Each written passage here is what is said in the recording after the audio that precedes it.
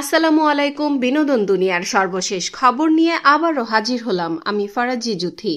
এবারের আলোচনার কেন্দ্রবিন্দুতে রয়েছেন দুই বাংলার জনপ্রিয় অভিনেত্রী জয়া আহসান এবং তার নতুন সিনেমা ফেরেশতে।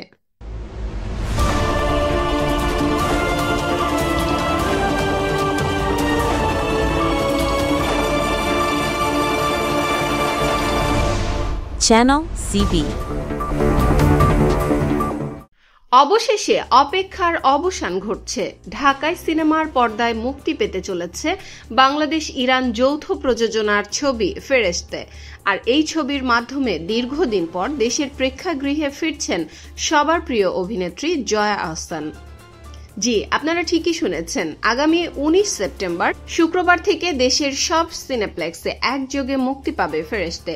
ছবিটি পরিচালনা করেছেন ইরানের স্বনামধন্য নির্মাতা মুর্তজা অতাশ জমজম। প্রায় 3 বছর আগে ঢাকার বিভিন্ন লোকেশনে সিনেমাটির শুটিং সম্পন্ন হয়েছিল। ছবির প্রযোজক এবং অন্যতম অভিনেতা সুমন ফারুক জানিয়েছেন, এই সিনেমায় সমাজের প্রান্তিক মানুষদের দৈনন্দিন জীবন, তাদের সংগ্রাম এবং মানবিকতার গল্প তুলে ধরা হয়েছে। গল্পটি লিখেছেন বাংলাদেশের মুমিত আল রশিদ এবং ফরাসি ও বাংলার অনুবাদে তাকে সহযোগিতা করেছেন ফয়সাল ইফরান। সবচেয়ে আকর্ষণীয় বিষয় হলো এই সিনেমায় অভিনয়ের পাশাপাশি সহ প্রযোজকের ভূমিকাতেও রয়েছেন জয়া আহসান। বর্তমানে তিনি কলকাতায় অবস্থান করছেন। গত 7 সেপ্টেম্বর সেখানে একটি অ্যাওয়ার্ড অনুষ্ঠানে যোগ দিতে গিয়েছিলেন তিনি। আশা করা যাচ্ছে কলকাতার প্রয়োজনীয় কাজ সেরে এই সপ্তাহে তিনি ঢাকায় ফিরবেন এবং ছবির প্রচারণায় অংশ নেবেন। মুক্তির আগেই কিন্তু ফেরেশতে আন্তর্জাতিক অঙ্গনে ব্যাপক প্রশংসা কুড়িয়েছে। ইরানের মর্যাদাপূর্ণ ফজর চলচ্চিত্র উৎসবে মানবিক বার্তার জন্য বিশেষ পুরস্কার জিতেছে ছবিটি। শুধু তাই নয়, ঢাকা আন্তর্জাতিক চলচ্চিত্র উৎসব এবং ভারতের গোয়া আন্তর্জাতিক চলচ্চিত্র উৎসবেও এটি প্রদর্শিত ও প্রশংসিত হয়েছে। জয়া আহসান ও সুমন ফারুক ছাড়াও এই ছবিতে অভিনয় করেছেন এক ঝাঁক তারকা।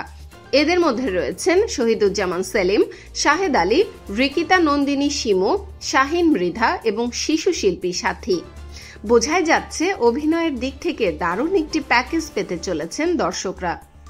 আন্তর্জাতিক পুরস্কার জয়ী এবং তারকা খচিত এই সিনেমাটি দর্শকদের মন জয় করতে পারবে বলে আশা করা যাচ্ছে। আপনিও যদি একটি ভিন্ন ধারার ও মানবিক গল্পের সিনেমা দেখতে চান, তাহলে আগামী 19 সেপ্টেম্বর চলে যেতে পারেন আপনার নিকটস্থ সিনেপ্লেক্সে। ফেরেশতে এবং বাংলা সিনেমা নিয়ে আপনার মতামত কি কমেন্টস করে আমাদের জানান। ভিডিওটি ভালো লাগলে লাইক ও শেয়ার করুন এবং আমাদের চ্যানেলটি সাবস্ক্রাইব করে পাশেই থাকুন। আজকের মতো এখানেই শেষ করছি। ধন্যবাদ।